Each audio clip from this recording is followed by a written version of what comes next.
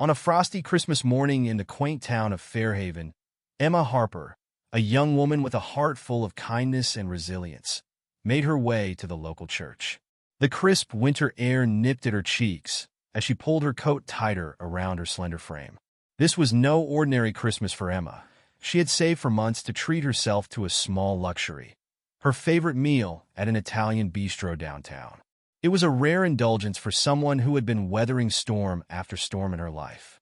Inside the church, Emma knelt in a quiet corner, her hands clasped in earnest prayer.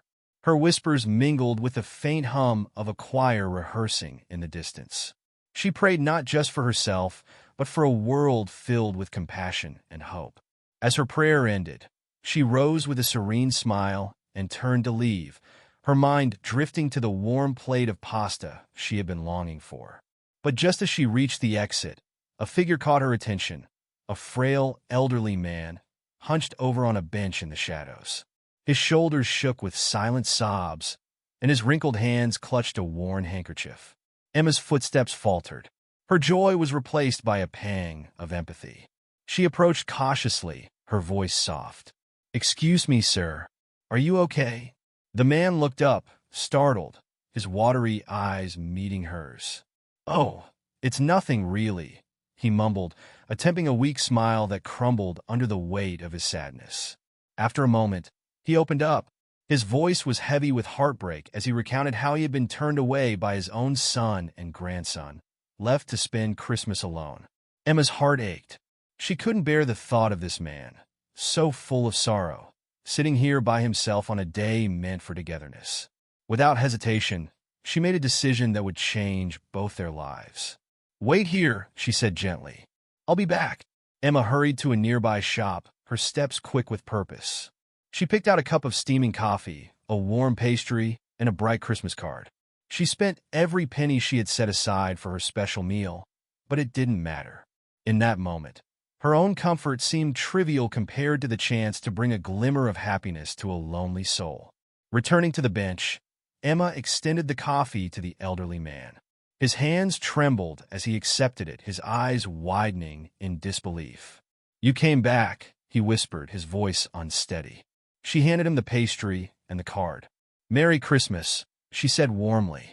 "No one should feel alone today." The man opened the card and read the simple, yet heartfelt message inside. Tears welled in his eyes. "You didn't have to do this," he murmured, his voice breaking. "It's been so long since someone showed me kindness." Emma sat beside him, her tone gentle yet firm. "Kindness doesn't cost anything," she replied. "And Christmas is better when it's shared." Moved by her words, the man hesitated before nodding. When Emma invited him to her modest apartment for dinner, he initially protested, but her insistence won him over. Emma's apartment was a reflection of her, small, humble, yet filled with warmth. A tiny Christmas tree stood in the corner, its mismatched ornaments and flickering lights casting a cozy glow. The elderly man, whose name she learned was Walter, gazed around, his eyes lingering on the tree. While Emma prepared a simple meal, tomato soup and sweet potato casserole, Walter's eyes fell on a stack of papers on the table. He noticed the red stamps of overdue bills and the scribbled amounts. His chest tightened. This young woman, who had so little, had shared what she had with him without a second thought. When Emma returned with the steaming bowls, Walter couldn't help but voice his admiration. "You've done so much for me," he said, his voice thick with emotion. "But it seems like things have been hard for you." Emma hesitated, but eventually opened up. She told him about her struggles, how she had been unfairly fired from her job and was now scraping by with freelance work. Despite her hardships, she had never lost her belief in kindness and the goodness of people. Walter listened intently, his expression thoughtful. "You've endured so much," he said softly. "Yet you still have the strength to help others. That's something special." After dinner, Walter thanked Emma and left, his heart full of gratitude. Emma returned to her desk to work on a freelance project, the warmth of the evening still lingering in her mind. But an hour later, a sharp knock at the door startled her. When she opened it, she found Walter standing there, flanked by a group of sharply dressed lawyers. In his hands was an envelope wrapped in decorative paper.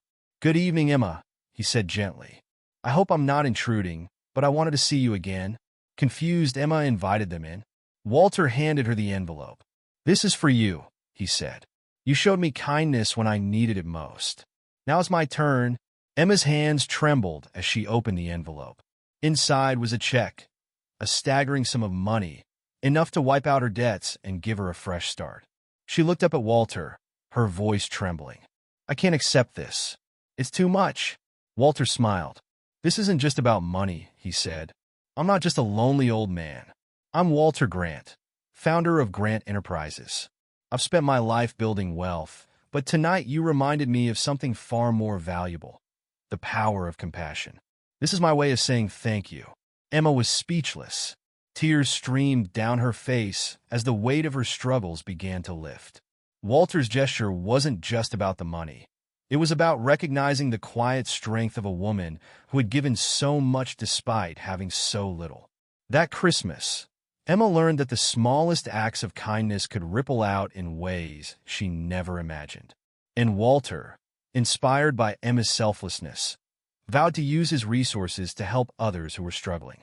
The encounter transformed both their lives, proving that the true spirit of Christmas lies not in grand gestures, but in the simple, heartfelt connections we make with one another.